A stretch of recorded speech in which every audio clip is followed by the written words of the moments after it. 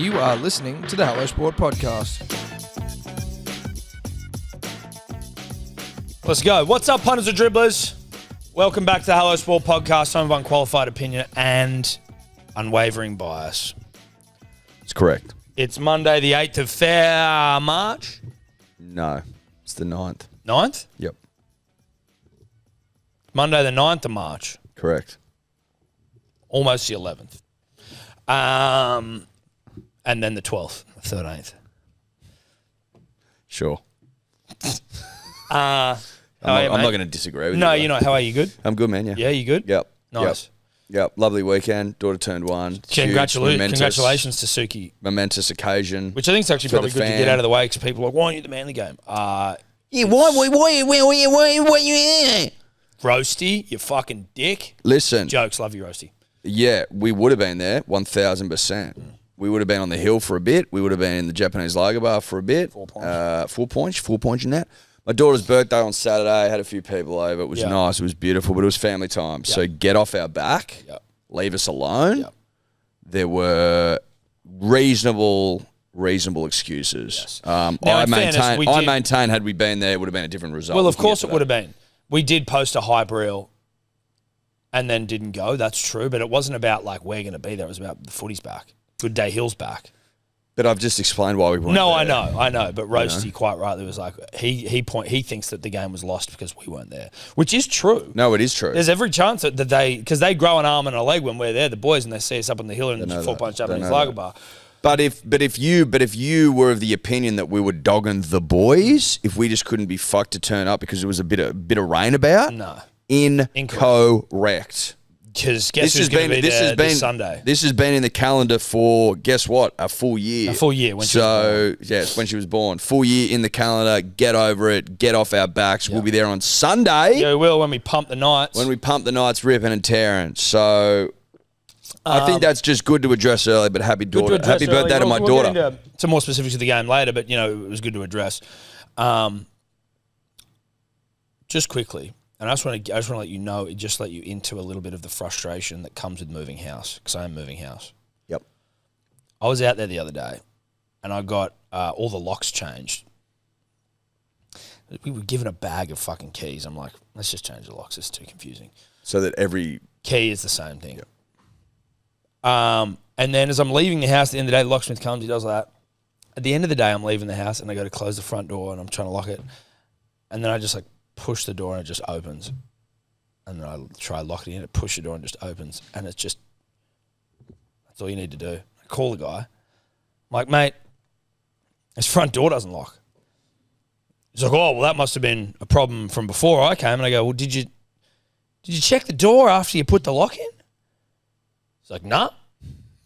Why didn't you do that? And he goes, well, there were painters there and fucking, and I'm like, but you're putting the lock in.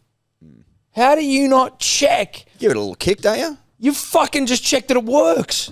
How do you not check that? Insane. Ow. Hurt my hand hitting it on the podcast mic arm there. How do you not check that?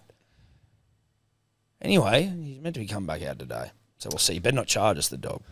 You better not fucking charge us. Jeez, the nerve on him if he does, man. Bloody nerve on him if he does. He'll be dealing with Steph, who's much scarier than me. But I did get a vacuum. I did get a lawnmower and a whippersnipper and some hedge trimmers and a bunch of shit. You got multiple hedge trimmers? No, hedge clippers. Sorry, not trimmers. I didn't get a trimmer. No, listen. My. I would have liked to have seen you with a trimmer. Well, I'm going to get one. I think you're beyond a clipper. I'm going to have one. You're too old to clip. Well, I'm not too old to clip, but I have got a Ryobi. My snipper is a Ryobi charge, like power fucking, you know what I mean? What's it called? Battery operated snipper. Yeah. I went with the petrol powered Victor mower. But the benefit of the Ryobi is that I can have different attachments. So I'm going to get a hedge trimmer because. Yeah, is the whippersnipper string? You got to put the string in. It came pre-strung, which I'm glad. Yeah. My mate at Bunnies, not an ad, told me how to do it, but it's a ball ache. It's a ball ache. Whippersnipper's also fucking, and I'm this, oh yeah, I'm a man, I'm a handyman guy, like I'm a big tough man who knows how to do shit. I'm not, and I know that. Whippersnipper's not that easy to use. I had a new found respect for the council worker and people who just takes a while. In terms of getting your edging right with it. No, yeah, I don't mean like they're easy to use, but not actually to execute. Yeah. Takes a while, and I'm not there yet in my whipping, snipping journey. Yeah. Yeah. At all. But I was like, fuck. I've always respected people. You know, sometimes on a Sunday, if you're doom scrolling, you might find your way across an account that does whippersnippering, and he does lawns, and he'll do edging, right? And then you're like, shit, yeah, dude. And you go to his profile and you watch that shit all night long. And it's like, oh, wow. I follow a couple. Have I just wasted 6 hours watching a bloke do some edging? Yeah, I have. And I wouldn't take it back. No, I wouldn't. But what I find really impressive about the blokes that can edge with purity is that they'll, instead of having the whippersnipper horizontal to the ground, they've got it. Would it be perpendicular? Yeah, I think it would be.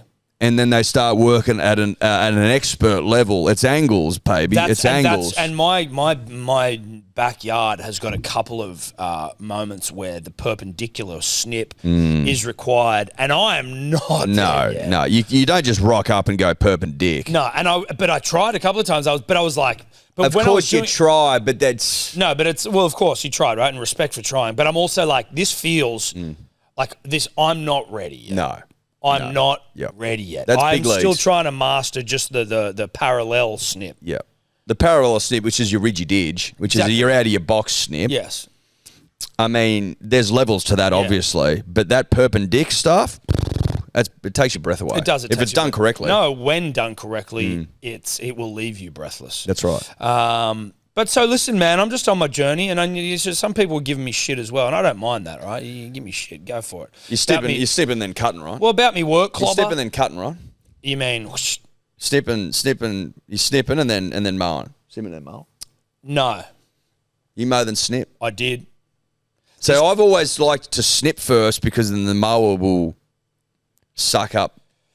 It's an interesting question, but see, I don't know is there a rule? I would have thought that snipping is second. You get the big stuff, and then you're just getting it. But I've always liked that it's like cleaned. The mower will clean up the mess. Otherwise, you got fucking snip everywhere. Yeah, you do have snip everywhere. It's like snipping. It's like bloody trimming your pubes, just leaving it all through the bloody sink. Sort of like that. Sort of. Who trims their pubes into the sink? I think is probably more the question.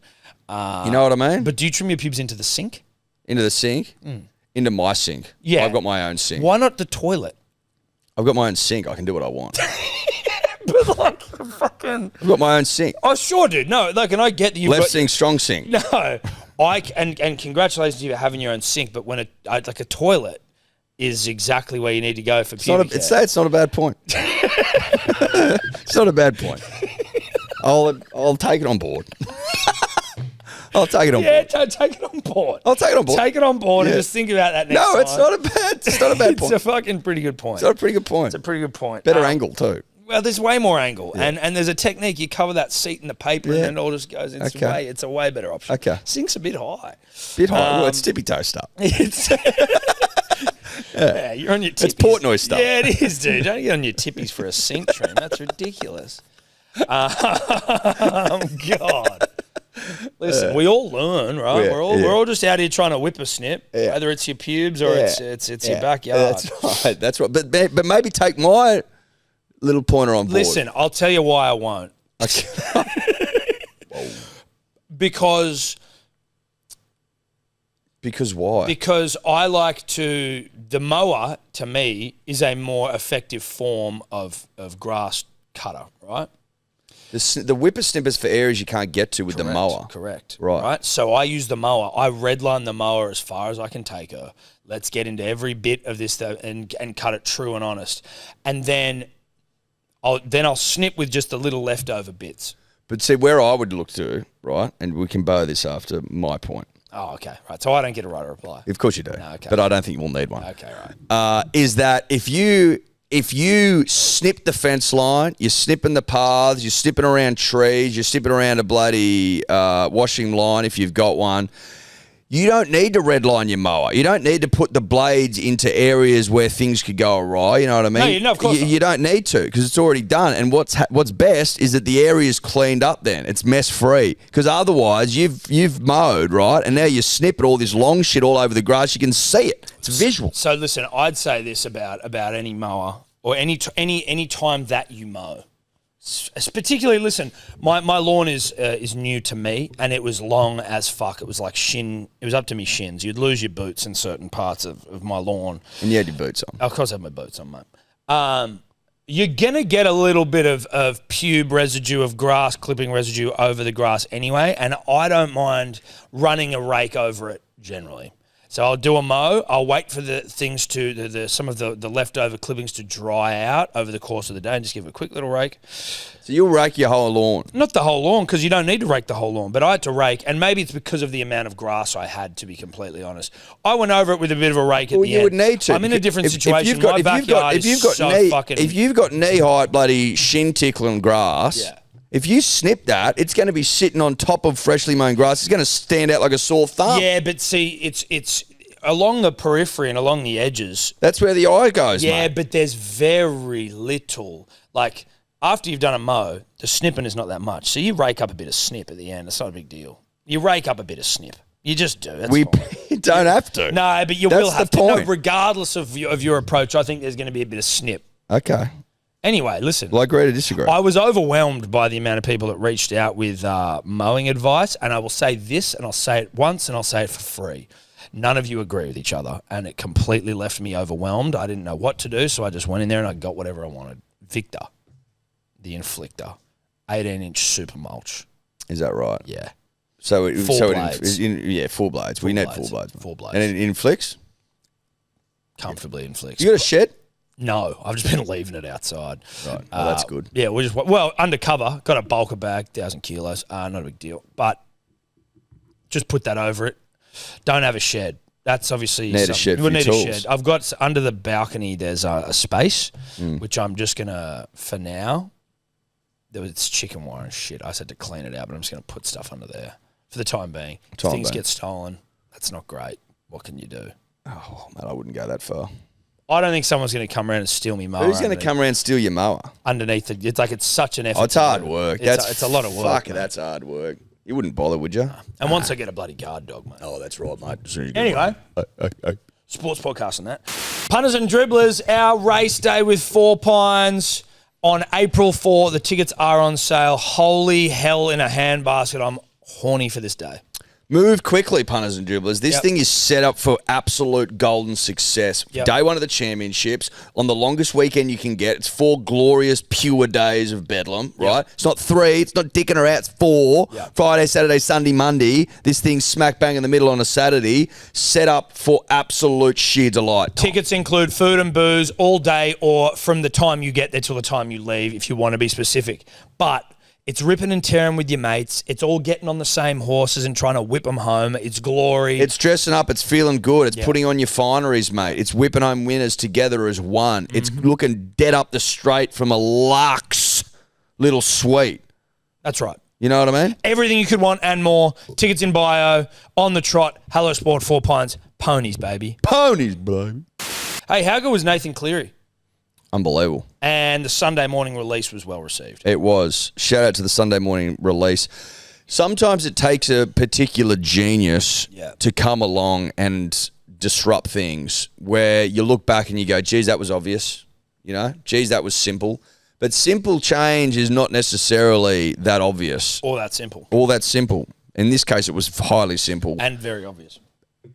Well, less obvious because it had only been pointed out recently. No, but upon reflection, it was obvious. Yes, of course. But that's what I'm getting at, is that it's not obvious until it happens, and then it is. And that's the point. Yeah. One dribbler said it last week. Before that, no one's ever said Hey, it. reach out. If you can prove it was you, we'll send you some shit. Yeah, we will. But very well received. Makes a lot of sense. People are mowing. People are trimming. People are bloody hedging. People are choring. Yeah. You know, people are getting about on a Sunday and they want to listen to stuff. And Nathan Cleary scratched that itch for the punter and the dribbler over the weekend. He was terrific. So all talks will be coming out now at 6 a.m. on a Sunday for your viewing and enjoying pleasure. Once more, shout out to Nathan Cleary. Had fucking a lot of good feedback from everyone. Thank you very much for your kind messages, except for the one guy on YouTube who got confused about religion. That guy was dumb and he was an emotional person. It was dense. He was dense and emotional. And weird. And off. Yep. Need to chill out. Otherwise, fantastic. Where do you want to start? Do you want to start at Manly's loss? Do we just want to do that? Let's get it out of the way. I reckon but there's an old saying in childhood terms, which is just rip the Band-Aid off. Just you know what I mean? Because you're always scared of the Band-Aid. Just rip the fucking thing off and it never hurts that much. Yeah, okay. So we lost first round, which no one saw coming. No one saw coming. Obviously, Manly were slight dogs, but I think people that know the game inside out had Manly as heavy favourites, Tom. Yeah, started really well. You and I, the example of that, we started fantastically well. 14-0 up. Tommy Turbo, thanks for that. Little bit of shape, little bit of Fogarty stuff out the back, little bit of shake and bake, little bit of see you later, little bit of fucking try time. Do you know Beautiful. what annoyed me? Can I speak to you quite earnestly about that Tommy Turbo try? I don't think we saw the shape again for the rest of the game. No, we didn't. It was so simple. Tommy Turbo has the centres and the defensive line shitting themselves as he loops around the back. Dummy, go. We did not throw that shape at them one more time in that game. Fucking ridiculous. Hamole's try was great to see him back. He's big, he's powerful, he's thick. It was a bit of a fluke. It was a poor kick. It just sort of came off. Then. Did come off, though. It did come off. As day follows night, we let him back into the game. I was nervous the whole time. Initially, I was like, our 13 plus Tommy 2 or more could be on. But I was also aware that we have an ability to let him back into the game. It felt like partially when Siwa Takiaho went off with a torn calf muscle, also known as an old man's injury, that our forwards, our middles, went to absolute poo and we got run over the top of, and that annoys me. It does. It's extremely annoying because it seems to be something that we fall into quite consistently, is that our forwards will get run over, get a train put on them, sometimes for a whole game, sometimes never in a game, yes, in which case we always dominate, and sometimes for parts of games. Because it sort of feels like our backs are just waiting. Well, our backs are fucking good. Yeah. Cooler. Heard of him? Wow. Can score a try. Wow. Will score a try. When will people start talking about him in Origin? I've been saying it for a while. When? I don't think he gets enough respect. He doesn't. If he was playing for another team, he'd be fucking 1,000%. If he was playing for the Bunnies or something, everyone would be touching themselves. He'd be all over the fucking back of the paper. We'd be like, this guy's the next bloody Mel Meninga, blah, blah, blah, blah, blah. But no, because he plays for Manly, sometimes I think that he doesn't get the respect he deserves. But no, this cooler. I'm watching you, and I'm loving you, and I'm feeling you. And I'm absorbing what you're doing. What you're doing is when you're close to the line, like 10 metres out, it's over. Dude, what about, and listen, because we started off a little negative town with Manly, but then like to come back into the game is great. That shows that's a quality that I respect in our team.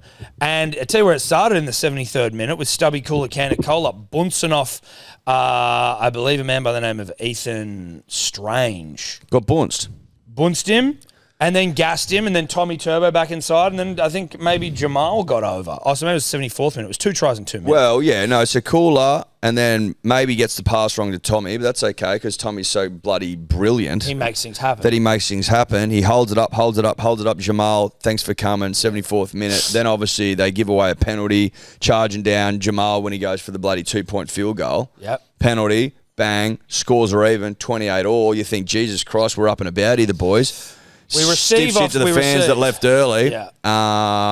But that really amounted for nothing. No, okay, but this is the thing that's I have any Raiders fan who engages with your friends Tom and Eddie at the Hello Sport podcast and the broader Pipe Dreams media network at large. I have unqualified opinion and unwavering bias. Heard of it.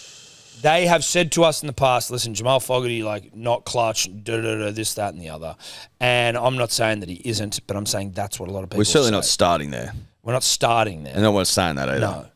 The thing that upset me in that game, one of the things, was when we at the end of our first attacking set in GPET, it's Golden Point Extra Time. Yep. We get down there, and maybe at the end of the set we were like 40 out, maybe a bit less, not right in front of the sticks. Jamal just puts up a bomb.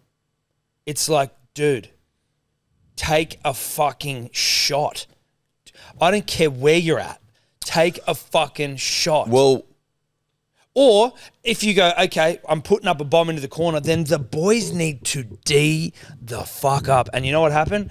The Raiders went 70 meters, and Ethan Sanders, and then Ethan Sanders with the most nonchalant, couldn't give a fuck drop goal. No pressure on him. Well, no pressure. Zero pressure. It was Sunday afternoon, like driving stuff. You know what I mean? It was so easy.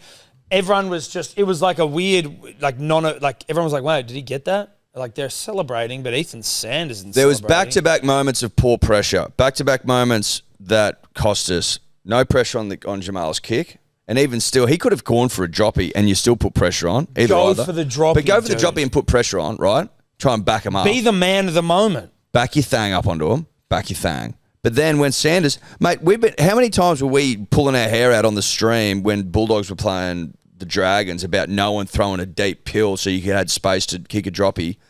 Where were our boys? There was no one. There was no one. Where were our boys? No offense, but like, where were the boys? Why would you? It's not offensive. There was no one there. It was a lateral pass. It was all day in the sun, even though it was raining. It was set yourself up, bang, over, and then just like a little wave. Yeah. Kid can play. Kid can play. Ethan Sanders, yeah. Heard of him? Kid can Fucking play. Can Couple play. Pair of Ethans there. Mate, back-to-back Ethans? Dude. Well, not back-to-back, but like the Ethan squared, the duo of Ethans. Yeah. Ethan into Ethan. Into an Ethan. Ethan Sanders can play. I'm like, okay. Like I'm not.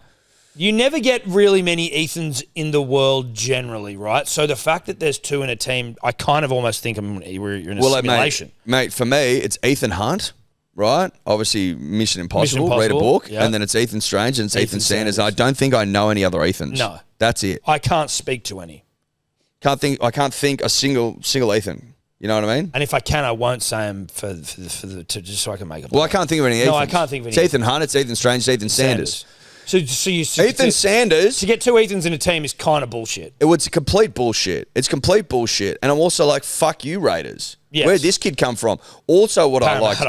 Tell what else I liked. He looked good. No, he did look good. Tell what I liked, and this is just an observation. I actually love this part of the year because I just love listening to people's predictions.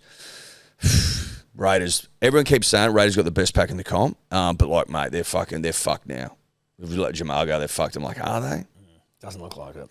That Ethan Strange kid's pretty good, and that Ethan Sanders kid who's filled in for Jamal goes pretty good too. Well, he hit the game winner, and Jamal didn't go. And he set up shitloads of tries and looked pretty nonchalant the whole time. And he scored one. And he scored one with a bit, I think it was some show and go. Now, I also am annoyed that the Raiders have... Child middles, mate. Well, the guy, the Noah Martin, who, listen, I'm a fan of, good mullet, keeping Hoskins and Nicholson out of the starting side. Just like, I remember him debuting last year because he's got a beautiful mullet. Got a beautiful mullet. And he just comes in... And that second try that he scored where KO Weeks, who we let go of, he does like a dummy. KO Weeks, dude. Who the bloke Manly trained up? He's so good. The bloke Manly trained up? He's electric, dude. The bloke Manly trained up. Yeah, but he's an excitement machine. Yes, he is. Do you know what I mean? Like, well, he's got toe. He's a machine that exudes excitement. He's got toe. That Noah Martin fucked me dead. That ball to Noah hitting it at speed. Ricky said, "Listen, he had a better preseason than the boys. He bid his time. He bid his time. I said, bide your time. He's prepared to play off a hip. Yeah. And hit a hole. And run a line. Yeah. It's pouring fucking rain. Yeah. Run off a hip from time to time. Yeah. It's not that difficult. Well, mate, if you've got an excitement machine, you run off the hip of Run off the hip. Every now and then in the pouring rain. Christ alive, I tell you what I liked as well.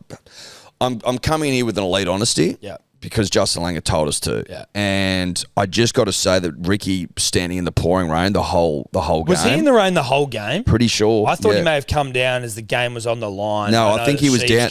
No, he was down there early. Was he? Yeah, fuck yeah. Yeah. You got to be. You got to be in the drive. I'm almost certain I saw him down there in the first half. He should have gumboots on. So you get your Wish Wellingtons on. Siebes came down. I reckon he came down a pinch late. Siebes came down late. He wasn't down. He wasn't down there the whole time.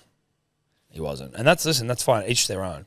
But what I would say is if you see the opposition coach down there wetting up, you got to get down there and wet up too. You do. You can't let a man impose his will and his energy on to the football game for that long.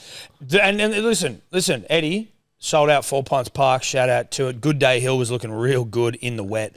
Well, it plays wet, plays dry, it plays play night, anywhere. plays day. It does. But plays windy. I'm not getting plays still, I'm not plays panicking humid. either. I'm not panicking. Panicking? I don't want anyone. Tom, to think I've seen enough. Yeah. I've seen enough out of that performance against the minor premiers last year, mind you, who many good judges saying have got better, not worse, better.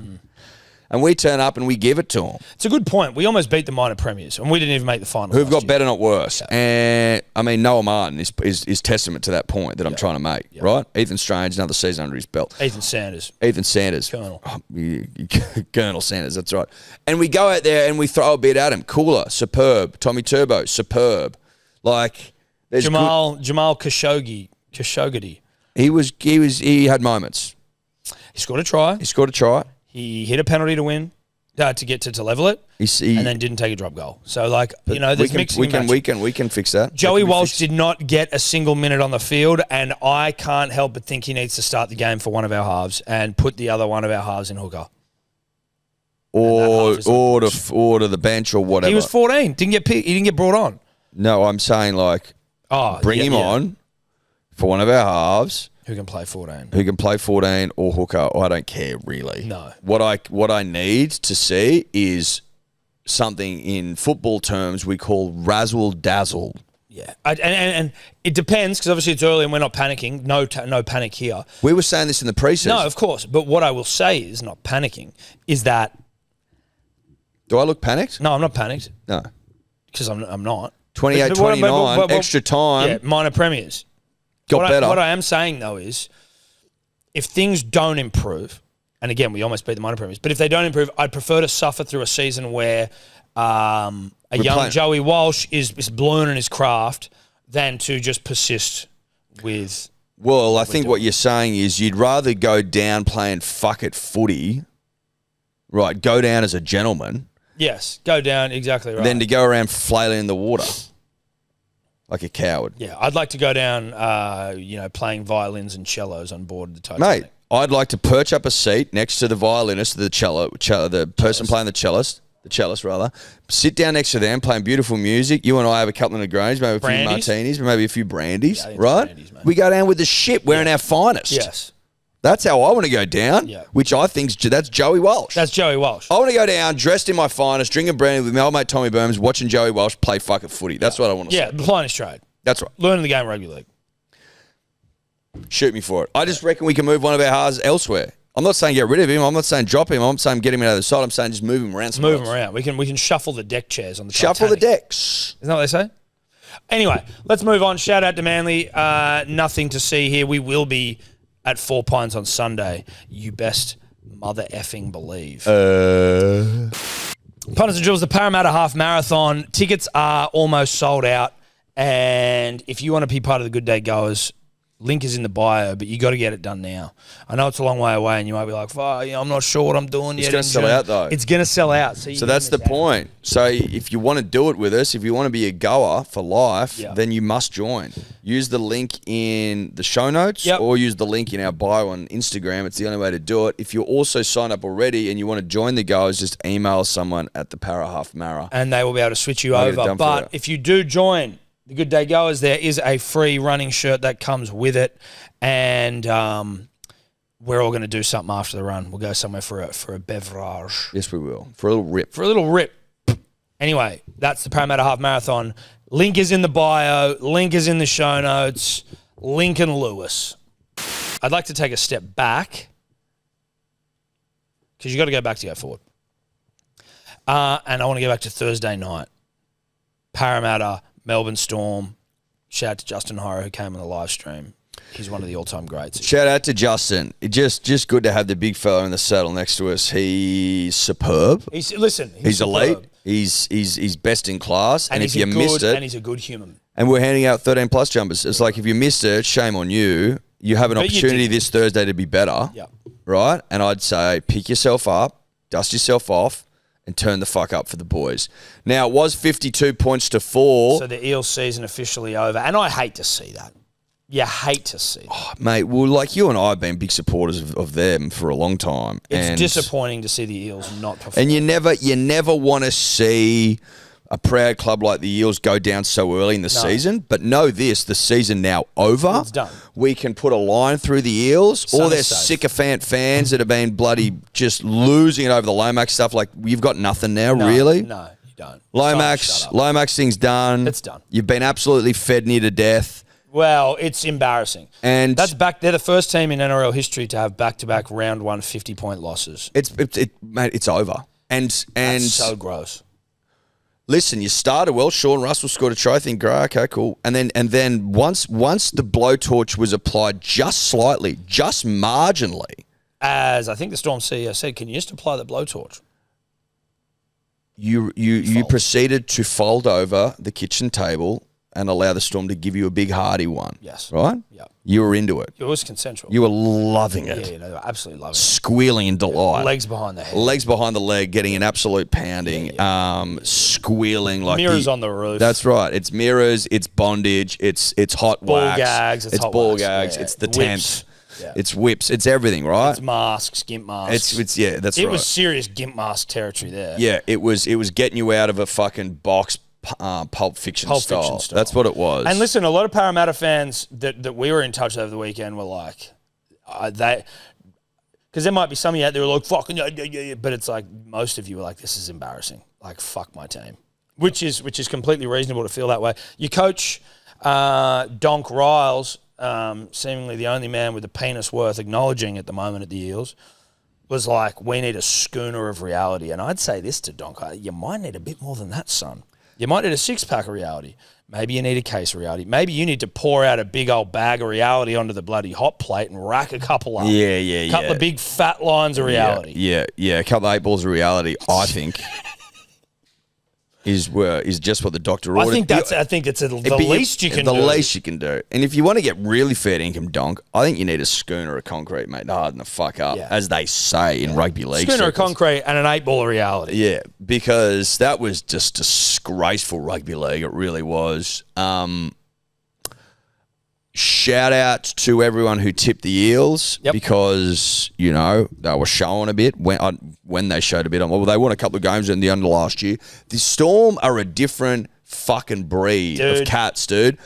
Different breed of cats. Different breed of cats. 24 straight round ones, 23 straight for Craig Bellamy. Never lost on Thursday night at home. Like, the records they just keep going and going and going. And if you think, oh shit, they're missing all these cattle, you're like, yeah, but like, they're pretty good at filling in. Also, like, they're missing. Listen, Joe Storm, Chang was good. Lasardi was good. Lasardi, Clark, all these young. And then you're like, oh wait, you've still got Jerome Hughes. Oh wait, you've still got Cameron Munster. Oh wait, you've still got fucking Harry Grant. Like, Farlongo's still ripping and tearing. Like, you've still got really, really, really, really, really, really, really good players. Yeah. Well, listen, they've still got like multiple grand finalists in their side, and they always bring on players. They always bring on players. I don't know what they do to them. I don't know what they do to them in the preseason, but like, they just come in hot, horny, and ready to go. Listen, it's certainly, and I'm not knocking our friend Ryan Madison, who has every right not to go to the Storm. And I know he wasn't guaranteed a second year, but like, Jesus Christ, when you look at that, you're like, why wouldn't you? Well, mate, Horo was saying that Thursday night stream should have been there. He was saying, like, mate, if I'm Madison, I am jumping at that chance. He was also making a good point where there'd been some rumour circulating, Tom, as rumours tend to do. They circulate, they do, and they get whispered. Yeah, they do. On the winds. As they circulate. And the bees pick them up as well. Yeah. That's the rumour. There was a rumor circulating that they were going to cut him as soon as he got down there. Horro made a great point where he was like, that doesn't feel like Bellamy to me. Bellamy's not that ruthless type of operator where he would just sign you to fuck you off straight away. The PR, that would be diabolical. He was like, mate, he would have got a shot for sure. Train the house down, put your hand up. They're obviously a bit light on, given some changes and some concussions and some off-season drama. So there was, and some injuries. So there's opportunity. Yeah. But and for him to be like, nah. No, not doing it. It's pretty crazy. Obviously, when you think about it that way. Obviously, the story, there's two, like, I don't know what the bigger talking point is. Part of me is like, the Storm being fucking incredible, round one, is obviously a talking point, but as you had pointed out before, it's like their 24th year doing it. The story, for me, is how insipid, how disgusting, how disgraceful, how listless, how meek, how weak, how pathetic. Have I said insipid? I don't know, but how disgraceful the Parramatta Eels were. Flaccid. But what's most concerning about the performance is that Mitch Moses was playing. I know. Whom I rate very, very highly. I rate Mitch, and I love Mitch. Love Mitch, rate Mitch. Whom we love and whom we rate. Yeah. Tell you what else is interesting. It's cowardly. It was cowardly. I tell you what else is interesting. A lot of chatter about Dylan Brown going to the Knights and, you're like, good luck to you, Dill, blah, blah, blah, blah, blah. It's like, well, Dill's had a famous win. Dill's 1 from 1. Dill's 1 from 1. They break a, 251-day drought, something like that, back to June 21st last year. Yep. He's playing. He's at the helm. Goes to the Knights. Famous win. Good on him. Well done. We've talked about that. But the Eels, ooh. Yikes. Serious yikes, dude. Couple of blokes there that would have wanted the game again. Like all of them. Yeah. Couple of blokes. Like 17 of them. But 17 of them. Couple in particular. Won't stand anyone out, but like... Won't stand anyone out, but blokes won't... Well, the whole team was fucking awful. 18, 19. Fuck it. Full bench. 19 of you. Yeah. Need a long, hard look at the mirror. You need to pour out some reality onto that mirror. We need to pour out a couple of 8 balls onto the mirror. Okay. Look at yourself in it. Look at yourself, and you need to go big and you go meaty early on. Yeah. Slugs are reality. You need to get back into a realistic frame of mind, and then you need to have a couple of schooners of concrete out in the But so what is the reality there? Because, is the reality is the season's over. Well, that's it, right? That's the reality. So come to terms with it. Just like the Storm did when they had their points stripped and they played for fucking nothing and they ended up coming fourth anyway, you need to dig deep and you need to ask yourself tough questions. What am I about? Am I fair income? Do I have the stones to wear this jersey with pride and represent the proud people of Parramatta? Because the season's over, obviously, but what can I salvage from it, Tom? It's salvage season. That's all it is. It's like, can we salvage anything? Can we have any bright sparks? Is there anything we can take out of this season that is now over? Go down to the shipwreck and bring up an old plate and give it to, it's like you hand it over as an heirloom, a la Titanic. Look what we found on the seabed, right? Like, because that's where your season is. Your season's on the bottom of the fucking Pacific now. Yeah. It's more for geographically relevant than the North Atlantic, of course, which is where the Titanic lays right now, Tom. So we're going to talk about the Pacific, off the east coast of Australia, which is where rugby league's played, is where you'll find the shipwreck of the Parramatta season. If you want to go down and bring up some heirlooms for family members, I'll allow it. Yeah. But that's all that your season provides. Yeah, that's it. It's salvage season, salvage pride for blokes like Paraman Cave, who Troy Warner, who just one of the real ones, Tom. Yeah, he's a real one. He's a real one. Troy Warner, a real one. Think about what you've done to Troy, and people like him, mate. Troy, pouring one out for Troy Warner. If you don't follow Troy, go follow Troy. Troy has been like a kid in a fucking candy store in preseason, just so pumped about the possibilities of what could be. Pour one out for Troy. Yeah. The purest of Parramatta dribbler. Pull one out for Leaky Stowe, who did his first Parra stream of the year and just watched his team get 50 put on him. Exactly. And I was like, the season's done. First stream of the year. Shout out to Leaky. I think that's terrific. But now it's salvage season already. He knows that every stream from here on out is just about going, we can show a bit next year. Yeah. Nothing's happening. Nothing is happening. It's done. Round But one. what about you blokes? You blokes bloody didn't win either. Yeah, Mate, we've already covered that. We started with that. Did we get 50 put on No, we us? didn't get 50 put on us. We almost beat the minor premiers for starters, and we band-aided it the first thing. We fronted up as soon as we got on here. Yeah, and We also fronted up. you're running around telling everyone you're going to win the comp. Yeah, that's it. Oh, this is your year, is it? This is your year, is it? Right. Yikes. Also, let's not pretend like the Storm looked fucking alpha by putting that scoreline on you, given everything that's happened in the couple of weeks leading up. It's like you tried to be big boys in your big Supreme Court with your big suits on and your big ties, and you just got railed when it matters. Yeah, exactly. When it matters. And listen, I'm going to be honest. You had me fooled. I didn't think that. I thought you could win it. I was like, oh yeah, I don't mind the energy that Parramatta's putting out. It was all a front. It was all Fugazi. It was all fugazi, whatever that means. It was all for show. All for show. And you fooled a few people. Love the way Parramatta's going about this. The head office bloody, putting their foot down, standing for something. Like, it's like, no. The head office may have had an inkling that this is the only thing they're going to win. What this shows, is a court battle. What this shows is that all that stuff's just fluff. It's fluff. Right? Yeah. Like, yeah, okay, sure. You had a good win in Supreme Court. Good on you. Well done for standing up for yourselves. Great. We've been over it. Terrific. But really, if you want to get fair income, and I do, results is all that really matters. Yep. Manly has been a backroom, bed shit, bloodbath fucking disaster for the last couple of decades. And we still roll out comps, babe. We still roll out dubs. Listen, we still roll them out. Certainly not waiting 40 years like you guys are now officially. I think it's their 39th year, isn't it? So it'll be 40 years at best. And obviously they're not going to win next year, but you know what I'm saying. This might have resigned them to a 40-year drought. Well, 86 is the last time they won. It's 2026, so it's 40 years, 41 seasons.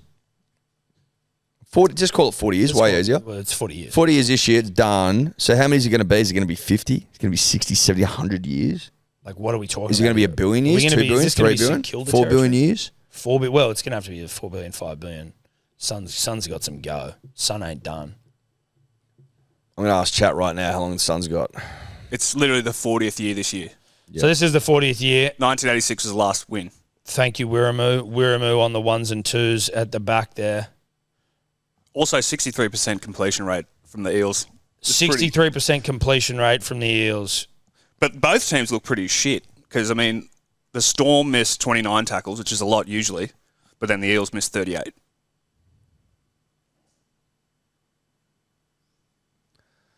So our sun in roughly 5 billion years will expand into a red giant, likely engulfing Mercury and Venus, possibly Earth. So you've got about 5 billion. 5 billion.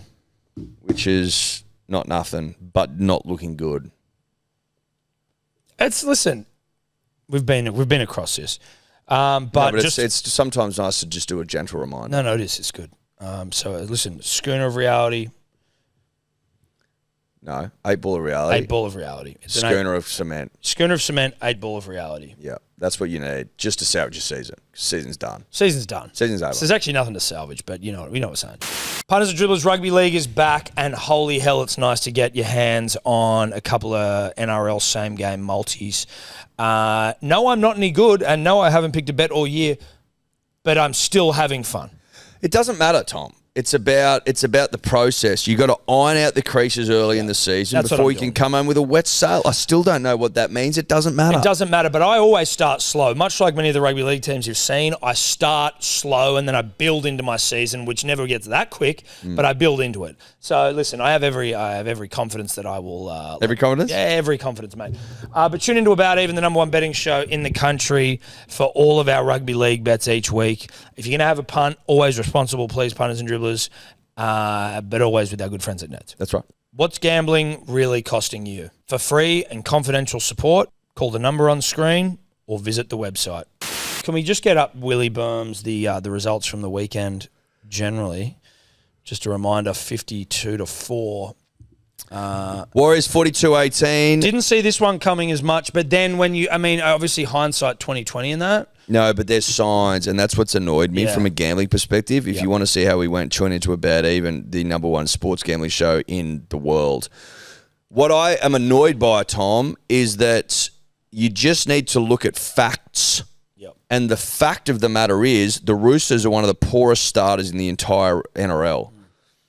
I don't know what it is. Can I give you another fact? But Trent Robinson, I believe, I think Guru was saying that his round one record's 25%. Really? Do you know what else? When Cooper Cronk came across, the Roosters struggled early on. Yeah, they did. And it was like, oh. Yes, they did. They did. Oh, and something clicked like mid-season. Yeah. So anyway, and the thing is, it was actually a good game. I was at my new local watching it, actually, by the way, mate. Newport Arms, new local, not a big deal. Good on the Warriors. Dude, the Warriors look great, but also the Roosters were looking good. They were good. Glimpses. When they got it right, Pockets. you were like, oh, okay, they're super ill-disciplined. They fucked up. They were just ill-disciplined. They were a naughty kid in class. But Billy Smith, dude, Billy Smith gets a full season. He's a problemo. He's a problemo, Billy Smith.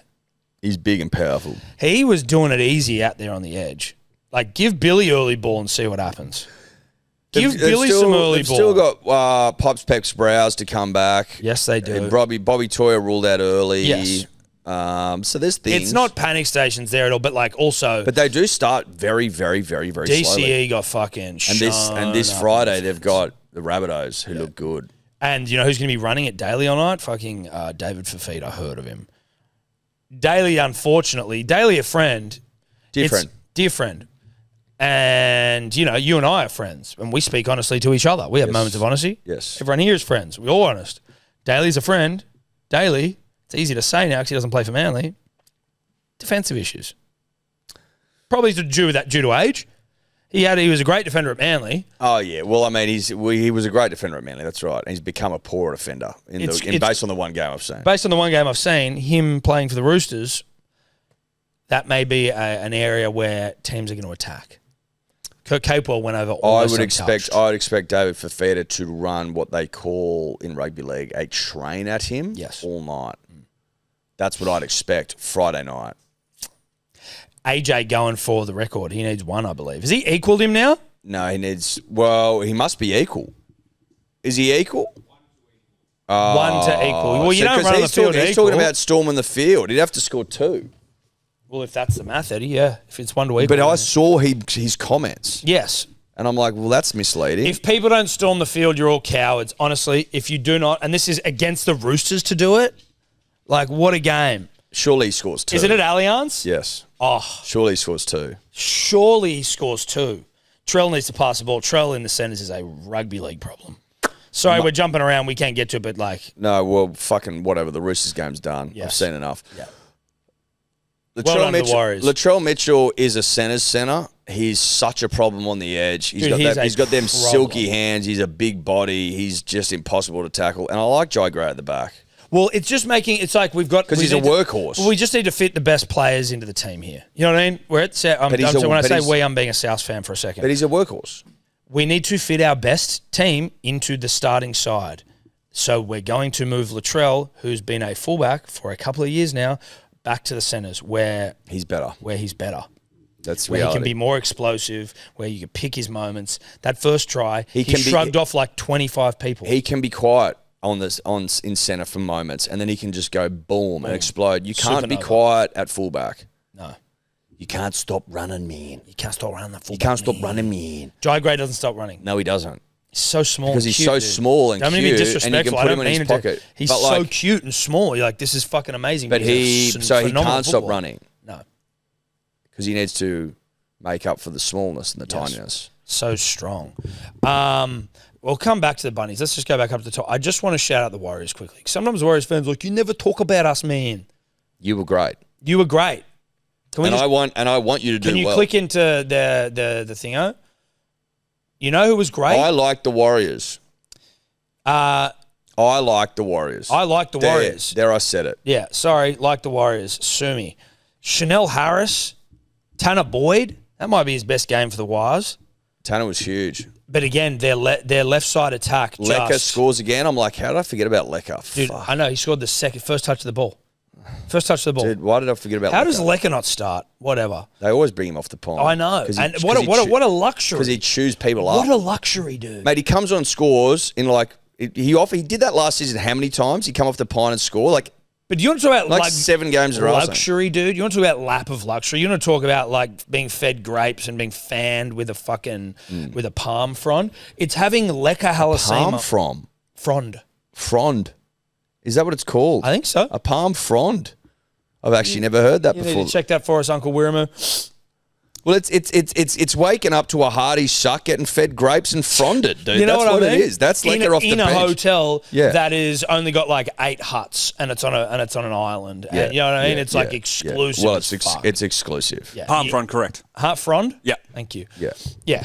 That's having lekker. Sucked, graped, fronded. That's having Fronded. lekker off the Yeah. pine. 8 bourrées. Yeah. 8. 8 bourrées max. And they're not all full. No, they're not all full, and you can't see each other. No. All you can see is the beach. Yeah. And a suck and a grape and a frond. Yeah. And that's lekker halasema coming off the bench. That's right. After your boys, who can you get their team up? Obviously, you've got Curdy Capes. Team lists. There we go. Go down. Just want to see the back row. So we got Jackson Ford, Kurt Capewell, and Laban. sorry, not Jacob Laban. Ford. Laban, Capewell, and Aaron Clark. Laban. Like, not even really, like, apart from Aaron Clark had a great year last year. He might have even gotten team of the year. I can't remember. Jacob Laban's all right, but, like, to just have such luxury. That's like, again, we've been over it. To bring on it's lekker insane. halasema. It's insane. They also still don't have Marra Mitch from across the ditch. Lukey Metcalf's still out. When's he back? Not for a while. I think he did that ACL late. I could be wrong.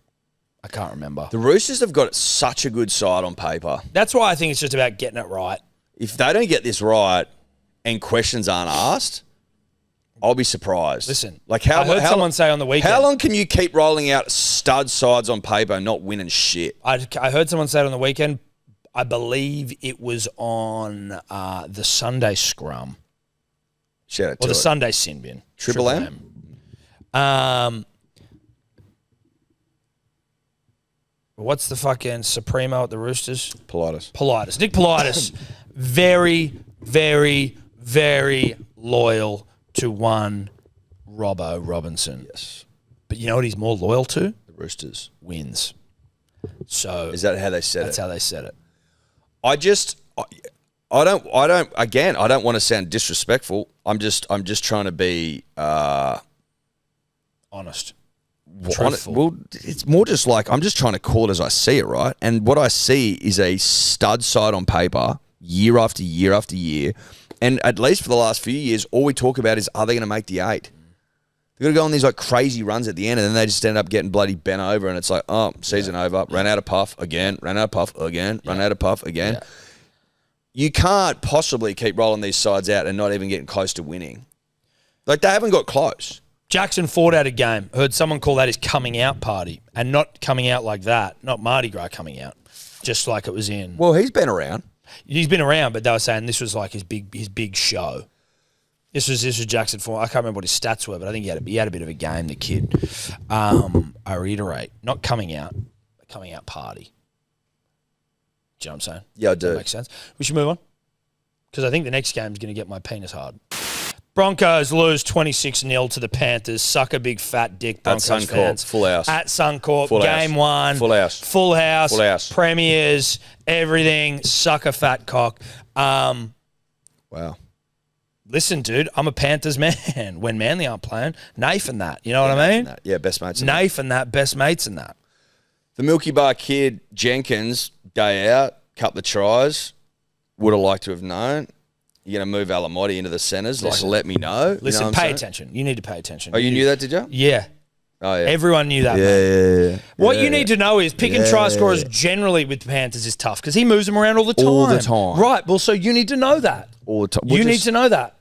Don't ask. Give me an early pull. Don't make excuses. Give me an early pull. You need to know that. Give me an early pull. That's you all need I'm to be asking better. for. Milky Jenkins looked good. He looked really good. The Milky Bar kid. Mate, Looked they looked good generally. They were just tight, Dylan Edwards metronomic, was fucking good. You know, it was just like, yep, we're just doing everything right. We're defending well. We're attacking. It was just we're taking advantage. It was an elite performance. Can we go down to the errors from the Broncos and even how much pill they held? 42% possession. Not great. Completion rate, 61%. 61% completion. Listen, the Raiders... 22 of 36 sets. That's rank. The Panthers at 73 is not even anything that special either. But Run meter's pathetic. Stunk. They stunk. You know what it is, Eddie? It's a team that doesn't want to work hard for their coach. It's like you've done it. You've done it, and you don't want to do it again. Your coach is trying to grind your dick in the ground. 37 missed tackles. 37 to the Panthers 20. Yep. Any error, negative play. 19 errors to Panthers 14. 8 penalties to 2. They conceded 8 penalties, so they were ill-disciplined, Tom. Yeah. That's what we can infer from that. You know where discipline comes from? Hard work. You know what hard work comes from? Your coach who wants you to work hard. Can I be honest with you? It doesn't feel like they've bought in. They haven't bought in. Your coach got your premiership last year. I'll say this as well. Gordon Tallis on the Sunday Sin Bin, he said that anyone could have got that team to a premiership last year, and anyone could have got the Rabbitohs to a premiership in 2014. Okay, sure. We'll take that as a comment from Gordon. I won't be saying anything about that. No, I love Gordy. Gordy fucking hates Madge. Well, yeah, okay. And as is, we love Gordy. As Gordy is right. Oh, yeah. If that's it. We love Gordon Tallis so much. Yes. Gordon Tallis hates Madge. And guess what, big fella? You can say whatever you want. Say whatever you want. You got the cred. You got the runs on the board. Exactly right. You're fucking Gordon Tallis. Queensland captain. You can do whatever Broncos you want. captain. Hey. Maybe an Australian captain. Know this, Gordon. Flogged a few. Flogged plenty. And we heard and if the rumours are true, he flogged a lot more than people realise. What I'll say on behalf of the show, Gordon, is that we love you. Yeah. And there's always a warm bed and a kettle and a nice warm meal for you if you ever need it. Yep. Here at Hello Sport, we're big fans. And I won't ever say something bad about you. No. Because I just because I respect you too much. And if you think that any coach could have got the Broncos to a premiership last year and to the Bunnies, I tend to agree. Then I tend to agree. You took the words out of my mouth. Sunday Telegraph yesterday, they're right into it, and I can't help but love where this is going. Madge facing toughest test of career after brutal Broncos start. So because of that loss, it's the toughest test of his entire career. Yeah, not the Tigers. 2 premierships, a State of Origin series win, test success, a Super League title, and Challenge Cup. Maguire's one of the most decorated coaches ever, but can he right the ship at Red Hill? I'm so into this storyline now that I can't tell you. Listen. Listen. You can't look away. No. I can't look away. Listen, you don't score a single point, right? You haven't bought in. Players haven't bought in. Imagine he's getting to buy in. How do you get him to buy in? Mate, you know what I mean? Is the buy-in too high? That's it. What's the buy-in? What's the buy-in here? Is the number too high? Is it too much? Do we need to lower the blinds? The blinds might be too high? The blinds might be too high. I think the blinds are too high. Let's bring the blinds down. Let's bring the buy-in down. Okay, these blokes don't know how to play. They don't know how to play. Right? You got to teach them. You got to show them the ropes. You're rocking up to a fucking cash game. It's $500. The blinds are fucking $200. What are you talking about? I'm running out of cash. $200 blinds. I'm fucking losing money hand over fist. What are we talking about? Can't we just go back to some tournament stuff? Give me a couple of chips. I'll do me little 10-cent buy. Me little fee. Here's a little $20. Bring your lobster. Little 20. Yeah. There we go. Yeah. I'll give you fucking 50 grand in chips, and we can have a bit of a giggle, because at the moment no one's bought in. Clearly, no one's bought in. Didn't score a single point. Didn't make any tackles. Ezra Mam to the bench. I mean, weird decision. That's a weird decision from Madge. Did he? Maybe he didn't buy in at all. Ezra definitely. Yeah, maybe Madge is going, you didn't buy in shit, lad. Maybe in the preseason games he didn't buy in at all. Preseason training and that, because Ezra Mam, I thought he was your 6. No, now they're going with they went Ben Hunt, mate, 35-year-old. I don't know. Caught me off guard a bit. So same, because I had him starting in my Supercoach. Not a big deal. Well, that would have been fun. He's going. He's on the way out. I just one run. Sell him? Yeah. Hey. You hate to see it, is all I'm saying. Well, yeah, you hate it. You hate to see it. You hate to see it. I've always hated to see it. Recoiled in disgust when the Broncos do poorly, because I'm just so into them. No, I know. You know? Yep. I'm just so into them. Yep. But they did get lucky last year. There's no doubt about that. Well, they lost 3 times before they won it once. No. They got against lucky. against the Raiders. Lost 3 times before they won it once. No, any coach wins that comp last year. And that's the opinion of everyone, except for people like that played in the game, like Nathan Cleary, who was like, no, they won. But outside of them. No. Let's move on. I don't know But the Panthers must be they must be premiership favourites now. or the Storm. But Panthers look hot. Dude. Panthers look clinical, and they looked hot. It was hot and clinical. Let me just ask Neds quickly. Will you allow that? Yep. I wouldn't mind just asking Neds So quickly. you're going to ask Chat. No, Neds. Panthers into $5, Broncos $6, Storm $7, and Seagulls $9. So we're fourth in the betting. Really? Mm-hmm. So we've come in. We've come in. Yep. Panthers $5, Broncos $6, Storm $7, Manly $9. Wow. So looking good. Smart money with the Seagulls. Not a bad price, $9 for the Eagles. It's a great price. Yeah. I got them at 11. Did you? Yeah. Well, they've come in. Yeah, well, I'm tonight. good judges, mate. Good judges. Good judges. They saw that performance in the driving round. They said, yes, please. Now, listen, I know we poured one out for Parramatta fans. Titans are going to be good this year, man. Yeah, I don't. Titans, man. The Titans, man. They got Josh Hannay, man. Oh, you got Josh Hannay, man. Yeah, mate. Oh, they're unbelievable. Did you see him in the trials, mate?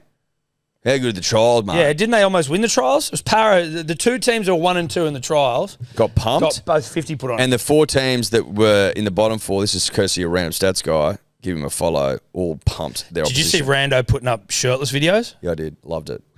Very hot. He started shirt on, took it off. And then took it off. But obviously, like, Titans are going to be unbelievable. Will Kennedy scored in the first minute. Great. Mate, Sharks at home. Love it. Sold out 11,000. Huge. Huge. Listen, I liked it. Trindle looked good. Trindle was unbelievable, bro. Wet hair Nico was back. Trindle's unbelievable. They've got a good thing going on there now. Yeah. Nico can just be a 6, takes all the pressure off, comes in and out when he wants. Trindle running that thing, dude. But Nico's in 7, isn't he? But Trindle's like he's the man. I just wasn't But no, listen. Trindle's the man. Both of them got 2 tries. You know? It was good stuff. Jesse Ramien got a double. Trindle got a double. Nico got a double. They just pumped him, dude. The Titans looked like shit. They looked disgraceful. Yeah. It was actually so bad. Yeah. But did you see their trial form, mate? I did see their trial form. Unbelievable, man. Mate, like, Pete, you just want to believe. Like, Pete, you almost feel sorry for the Gold Coast. You want to believe. Pour one out for Clarkey. Pour one out for their other fans. Bikies, pouring out for them. Pouring out for the bikies. You know? It seems like teams that were blue and gold over the weekend stunk the joint up. Yeah.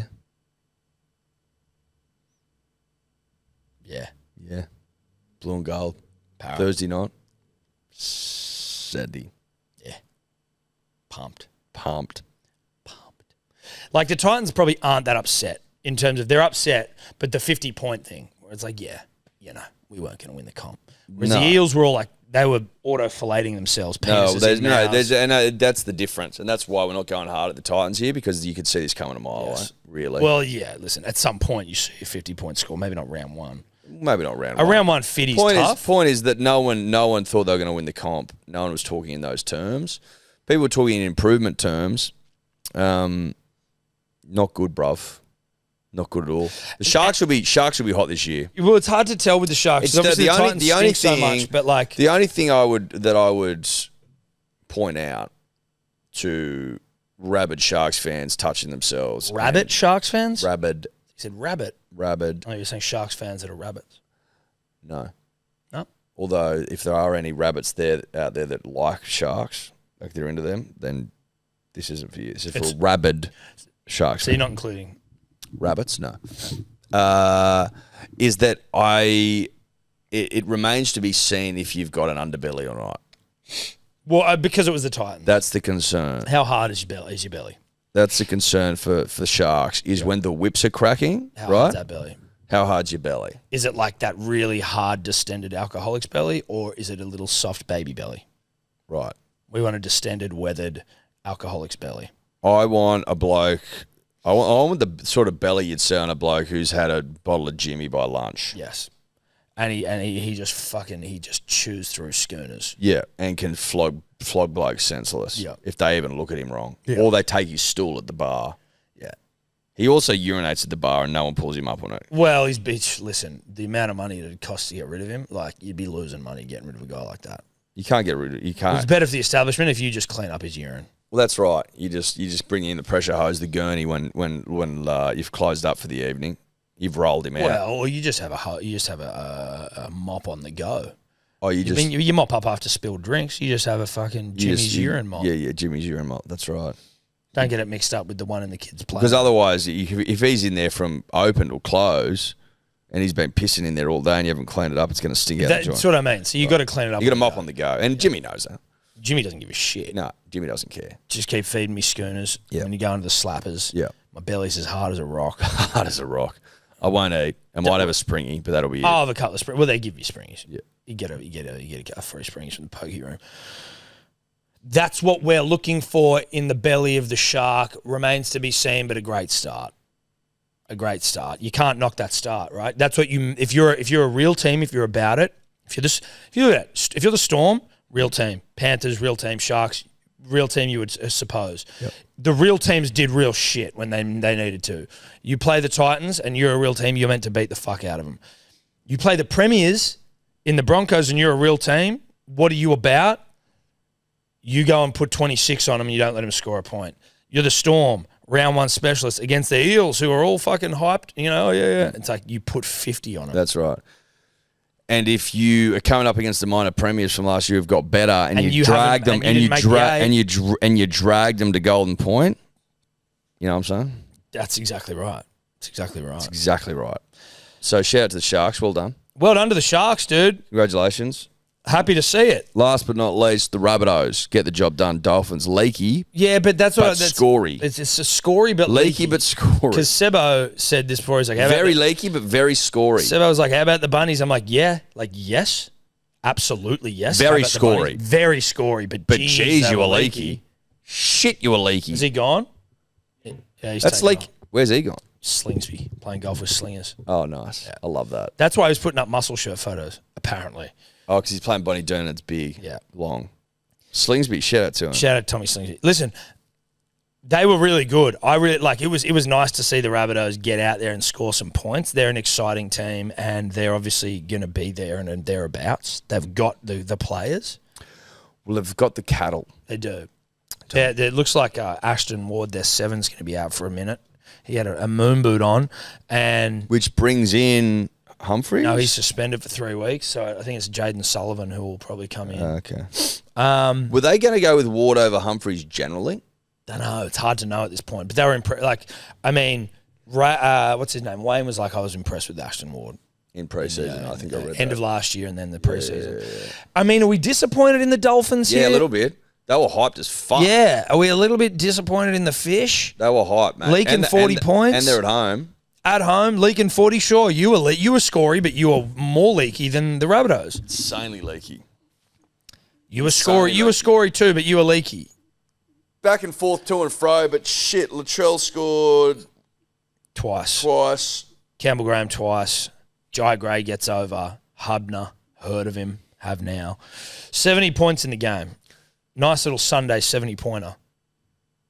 That's a lot of points. It's a lot of points. It's an insane amount. It's a leaky game. It's a leaky game. Their defense needs work. And defense wins premierships. Well, it wins comps. Yeah, it does. You know. Yeah. You know. You got to focus on your defense, mate. Because a lot of the shit teams will go, well, how can we score more points? Defense. Hey, you got to defend your ass off. You look at Penrith. Have a gander. Have a fucking go. We'll just have a rugby league. You ever had a rugby league at Penrith? See what they're doing? Have a rugby league at the Sharks? Yeah. Have a bloody rugby league at the Storm? Yeah. Have a rugby league at them. Yeah. And you tell me. And you see what the common denominator is. You tell me. Are they scory or are they anti-leak technology? Yeah. Tell you what they are first. It's anti-score tech. That's right. Anti-leak. Pro score. Yeah. Anti-leak equal pro score. That's right. Like a pad. Correct. It's pad footy. Yeah, it is. It is pad footy. Punters and Dribblers, this episode once again brought to you by our good friends at Good Day Multivitamins. Now, Tom, I've got a beautiful, incredible 5-star review here that I'd like to read you. Mm-hmm. It's from a bloke named Max. Such a great product. I bought my fiance a few boxes of Good Day and Daylights for her birthday, and she's been raving about it. You with me? Mm-hmm. So I decided to give it a go for myself, and good gracious, this stuff has been bloody amazing. I am 6 months post ACL op and back running, but after a tough 8-hour workday, I don't have the energy to do the amount of rehab I'd like. Not anymore, buddy. After starting to take Good Day, I get home and I'm jumping out of my skin to get into the gym / do some running. This is 6 months post ACL op, baby. Wow. Fucking shout out to Good Day. Shout out to it. 8-hour shifts, you get home, he's ripping in, he's rehabbing like he should from the out, Tom, all thanks to Good Day. Energy Love out the it. wazoo, mate. Real reviews, punters and dribblers. It's good stuff. Give it a go. If you've already got a multivitamin, don't worry, but it's the least you can be doing. It works. If you're interested, if you're thinking about it, begoodhealth.com.au, code dribblers for 10% off subscription, 20% off. Love ya. Love ya. Zach Lomax is officially signed with the Western Force, Edward. 2-year deal. So he ain't coming back to rugby league next year. Mate. There was a yarn over the weekend that he might go, that Parramatta were going to, the Penrith Panthers were going to offer Tango to Parra, and he was going to go to Penrith. I was like, holy shit. I don't know if Scope started that maybe, but What is that? Just it might have been a rugby league rumour. for a giggle? I don't think he did it for a giggle. I think Scope just likes to think, He's a thinking man's thinker. He's a thinking man's thinker. But now it's official, Western Force, 2 years. Nice. Cool. I'm into it, and it's immediately. So he Mate, might have be a crack at playing. a World Cup. I get it. Fuck yeah. Good on you. It is what it is. Off you go. I wonder if they'll pick him this weekend. I bet you they don't, and it's like, you probably just should pick him. Well, mate, just get him, used to the bloody Sharon, mate. Not the Sharon, the fucking Sharon, Gilbert. Wow, well said, buddy. The Gilbert, mate, Just get used to the footy. Yeah. Different shape in that. Yeah. Systems, processes. Good to bloody... Just put him in the team. Like, where are the Force at? Can they even afford to not just put him in the team straight away? Suoliti out for 11 weeks. I saw that. Terrible. Bro. Terrible. Hamstring in the warm-up? Terrible. 11 weeks. Western Force did all right against the Highlanders, 39-31. Mate, that's where like are the they whole at? season. I know, honestly. I think it's 11 weeks, isn't it? Let me get that up. That's fucked. He's up, like dude. done. Mate, he's played fuck all rugby for the Waratahs. None, basically. Played fucking none. Crazy. And then that's what he did in the warm-up, and then they got absolutely humped by the Hurricanes. 6 to 8 weeks. 6 to 8 weeks. Hammies, bro. Not good. They take ages, mate. Yeah, I know. Hammered. How'd they go on the weekend? They got Just hammered. disgusting. 59 to 12 or something like that. Just pumped. Against whom? The Hurricanes. Listen. I'm talking. I'm telling you. You got to open those ears. You got to open those ears, buddy. Open your ears. You got to listen. You can't ask questions that I've already answered. You got to open those fucking ears. Quiet down. Those big ears of yours, mate. They're big and beautiful. Open them. I know you got them pinned back. Huh? You got your ears pinned back Are you? because they were big. You got them pinned back. I know you did. It's all right. Can you do that? With pins? Yeah, I don't know if you actually pin them, but there might be someone who works for us that had done when they were younger. Anyway, Really? there's a few people pointing. No, not there. There's a few people over there you're pointing to. So, Well, he's not here. Zach, gone. Good luck, Zach. Good luck. Good luck, mate. All the best. Yep. I want only the best for you, Zach. Yep. And I would like to see you in Wallaby Gold, son. Same. I'd like to see that. Yep. Just another leaguey. I mean, what's our quota looking like for 2027? We've got Angus Crichton, we've got Suoliti, we're going to call Zachy Loams. Zachy Lomax. We'll call Mark Nwanga Nitawase. We'll call him a leaguey. We'll call him a leaguey. That's 4. How many do we need? Will they get another one? Like, I wonder if there's any other leagueys in the off. It's not bad. That's a pretty good spot. Yeah, it is. It is. That's a pretty good spot to be in. We don't have a playmaker of note. No, we don't, and we're not going to get one. I'm just like, is there anyone we can get?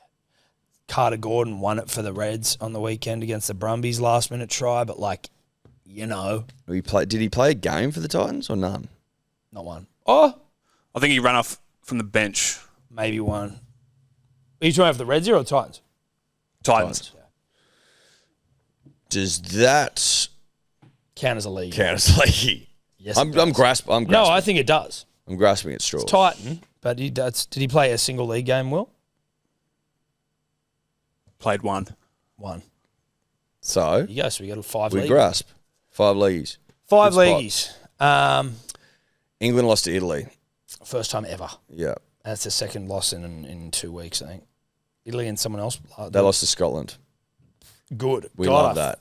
You love that. We love that, don't we? As a people, we love that. We all loving that No, we together love as that. one. Yeah, touch yourself. Kumbaya stuff. Yep. England lose to Scotland and Italy. Yes, please. Hook that to my veins. Suck shit, England. Yep. And you lost the Ashes 4-1. Sit on it. Suck shit, England. And you lost the T20 semi against India. When's the final been yet? Yeah, India won. Did they? Pretty sure. Bastards. Who cares? T20 every fucking 2 years, like World Cup is like, no. Right. Sorry. Do you know when a World Cup should be? Every 4. Yeah, that's how it works. That's how it works. It's not a World Cup if it's just like a... It's like you want me to get on board with it. It's like, then make it real. Make it real like Make it everything else. mean something. Make it mean. Come on. It's not that difficult. Make it mean It's something. just, I get the corporate dollar. I get it. No, every 4 years. Come on. World Every Cup? 4 years. Jesus. Well, let's have the Olympics every year. No. I think the BMF belt's done. You think it's over? You're not into it now? Oliveira won. He fucked him up. Oliveira's amazing, right? But there's just a part of the... And, like, no criticism of... Like, he was incredible against Max Holloway. You'd never seen Max dominated like that. Just taken to the ground at will, easily. Couldn't finish him. Pretty impressive there with Max. But I'm sort of like, if I'm going to care about this BMF gimmick, it's meant to be, like, disgracefully violent. It's meant to be Justin Gaethje getting fucking flatlined in the last second of the match. Yeah. It's Nate Diaz's head split open so badly they have to stop the fight. You need to pick blokes that are just going to throw the whole time. The expectation was that Oliveira was going to do that, and he just didn't. And again, you can't knock anyone for going in there and fighting, right? Like, you want to win more than you want to maybe uphold the spirit of the BMF belt. But then you don't fucking fight for it. It's got to be stand up war, or a mixture of everything. Well, I think it's got to. Well, no, fuck the mixture. I think it needs to be stand up and throw. Yeah. I think that's what it needs to be. That's the essence of it, you know. And if you're worried that a bloke won't do that, then get styles of blokes that will. Yeah, don't right? pick a guy who's don't jiu-jitsu. get a black belt fucking Brazilian jiu-jitsu guy who's spent his whole life on the ground. Like, pick 2 dogs that like to throw. Yeah, that's not difficult, is it? Is that a crazy? But it just feels like now it's like, okay, Oliveira's the BMF, and he is and listen, Oliveira's one of the, like, I love Oliveira. He's great, but it was just like, really, is this what we're doing? It's lost. He just tried to submit him for 5 rounds and couldn't, and he was better than him on the feet. Even when he was on the feet, it was like, just stay on. But like, I get it. You're scared of Max, who's an absolute dog. It's just like bit of tarnish to come off it, man. Yeah, it's just kind of like, it was fun when it was psychotic violence. Now it's like, okay, now it's become like something you fight, like you're fighting for a title for. But it's not a title. It's a gimmick belt. It's a gimmick violence belt. That's all it is. That's all it is. It's a gimmick violence belt, which I like. Now, did you see the Whitehouse card announced? I did. I was way hornier for Connor and Nate 3. I really was. Like Taporia, yeah, okay, sure. I think everyone was. I don't think that it hit the mark. It's Taporia and Gaethje, mad. Like, this is just a card. The only thing that makes it just a card. The only thing that makes it a little bit more than just a card is that you have Poatan going for a third title in a third division. It's an interim belt though. Yes, it is, but it's still a third title in a third. Like, but it is an interim belt. It's definitely an interim belt, but it's still insane. Like, interim belt. Are we calling interim belts titles? To a degree, yes. Like, as in, it's still a title. It's no one's held 3 titles, interim or not. Yeah, okay. No one's held anything. Right? Like, it's still an incredible achievement to go up and win an interim. It just means you're the best heavyweight in the world. The champions can't fight. Like, no, it's not the real thing, but it's still insane.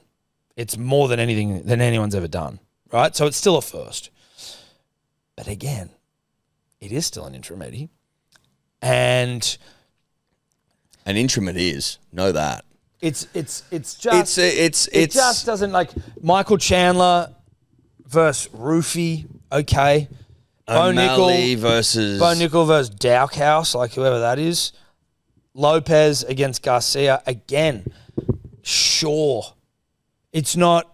It's just not what you. When you're thinking about the Whitehouse card, Taporia is going to flog Justin Gage on the lawn with like basically no one in attendance. Taporia is going to as in it's as in like VIP. Like they're not gonna have, are they gonna have huge stands and shit? Taporia's going to flog Justin Gage. Or is it just going to be like people on the lawn sitting on chairs?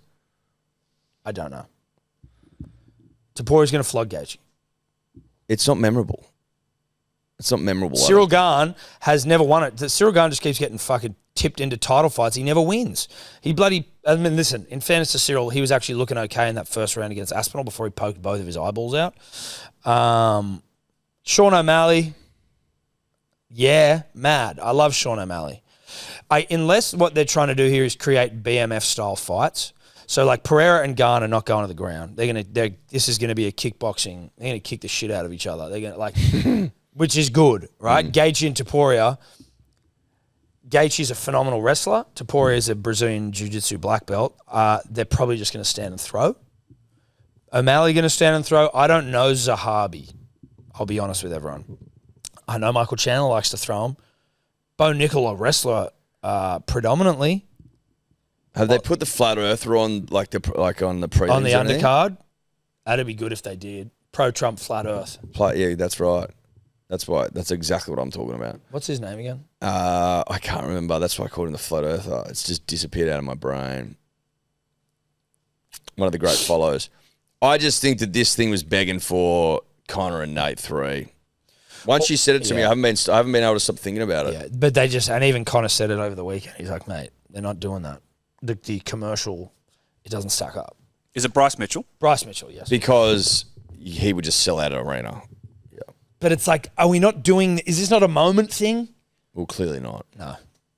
Could you imagine McGregor, Nate 3 at the top of that? Freedom 250. UFC. Oh, I love it. No, I love it. I love all of it. Freedom 250. And the card is still good, right? If this was just a normal card, I'd be like, this is a sick card. It's a good card. But is it a Freedom 250 Is it a Freedom card? 250 card?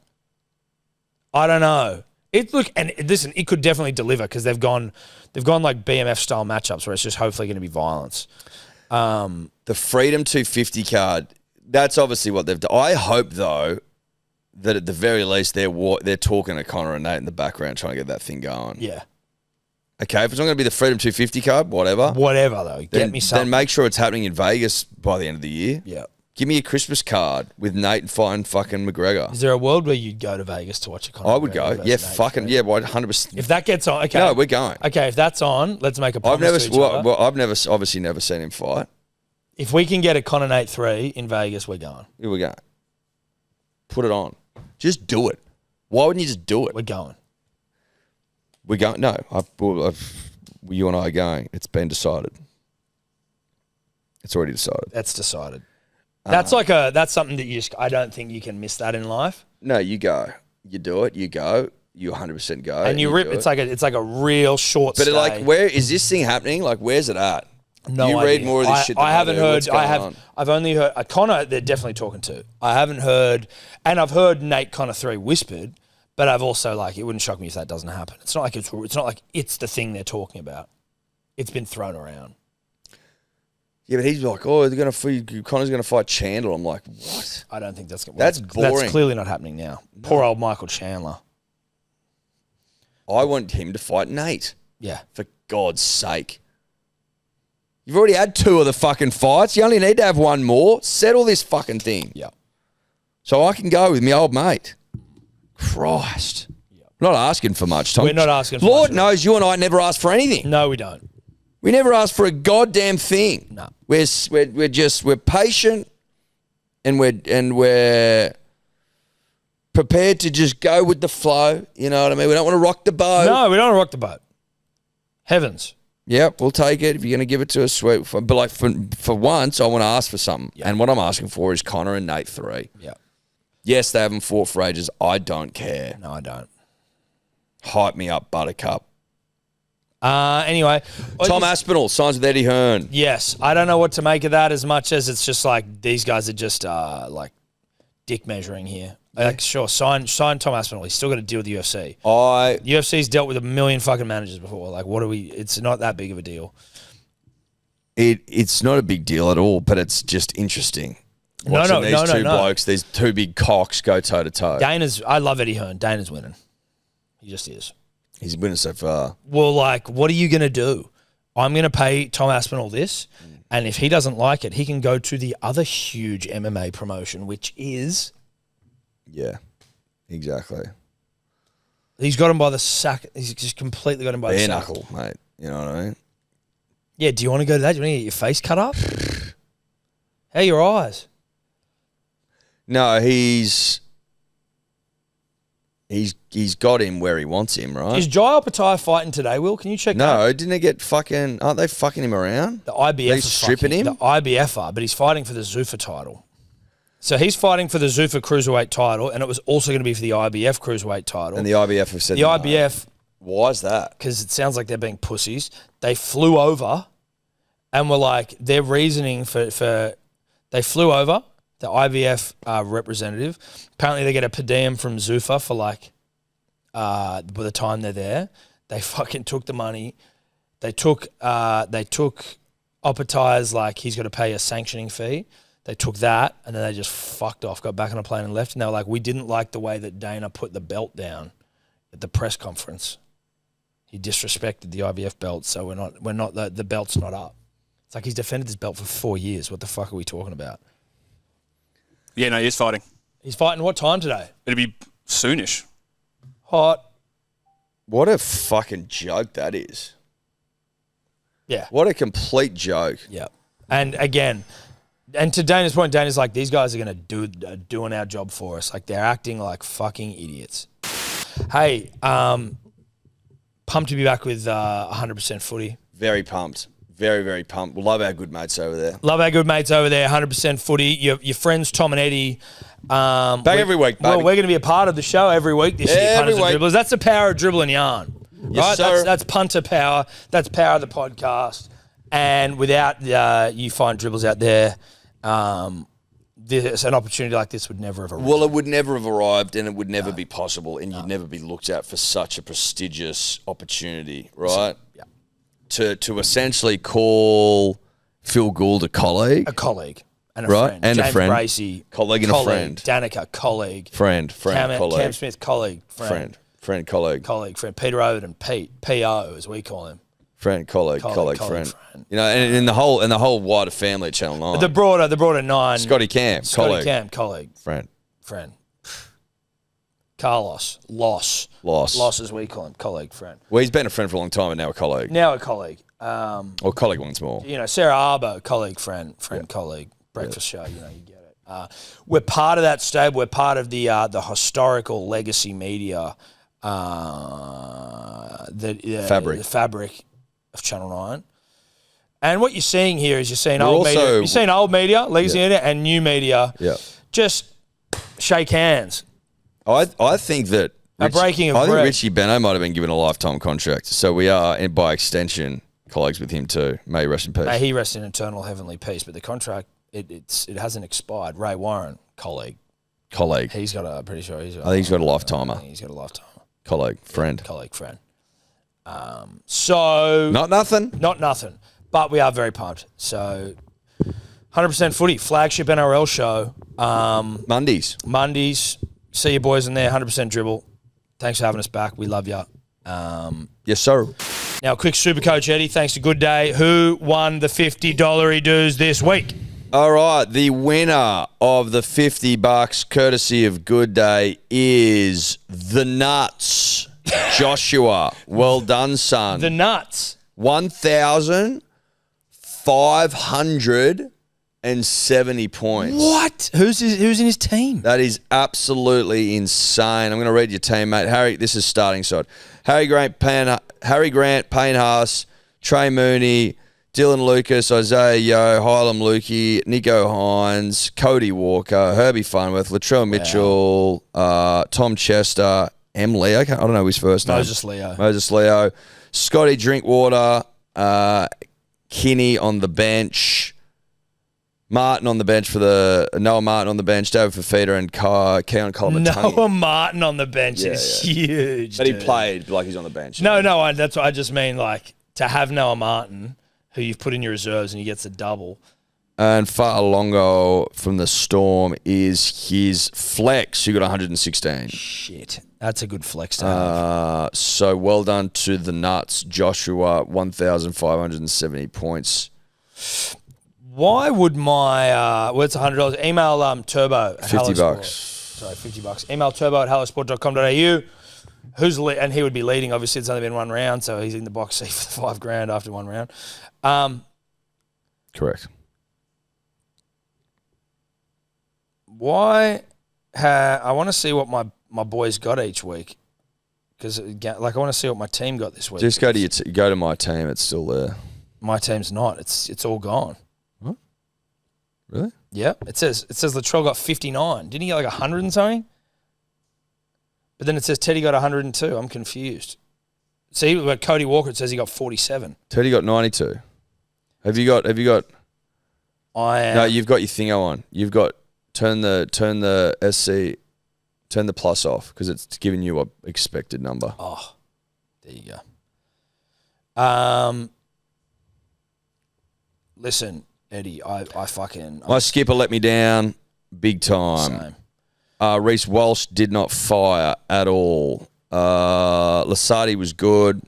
Tino was not great. Preston was good. What's your rank in the Hello Sports Supercoach? 2,200, I think. Yuck, Not dude. good. Not good. 2,100. I'm 826. 2,100. Listen, you had a better week than me. Where are you in the pipe dreams? I had 1,136. Not great. I got 1310. I'm coming second place. Not great. Pipe dreams. I was defeated by a bloke named Hammy. Whom you know. Hammy got ya. Hammy got me. I beat Rando. Who's in our group? Hammy got 12. Tobler, me. We've got Tobler, you, Who's Matty, is that Matty Hammy, the Waterboy? Guru, Who's here comes Tim, the pain? Josh, Sebo. That's Matty the Waterboy. Oh, is that Matty? Yeah. He got 1,400. Kat, Rando, Cody. So Cody was the worst by Cody far. Sucks. Kat, Because he's not a loser. great either. But Kat not too bad actually. 12.92. Kat was good. Kat was good. Edward 1,136. Sebo 13. What was it? What did he get? 1,130. No, Sebo got 1,300. Just came up against someone. That's unfortunate, mate. 1336 he got. So the Someone scored 1397 against him. Huge. that would have been. Oh no, who would that have been? That was Guru. Tough. Big row. So leaderboard: Tobler, me, Matey the Waterboy, Hammy, Guru, Timmy Williams, Josh, Sebo, Edward, Cat, Rando, Cody Totes coming dead last. Pipe Dreams Media 2026. Anyway, if you aren't already in the Hello Sports Supercoach, join it. Yep. The code is in the show notes. $50 again next week and every week until this fucking thing's over. And then the winner at the end of it gets $5,000. Thanks to Good Day. Tom, is that us? That's us. Ciao. Could you two just not talk anymore?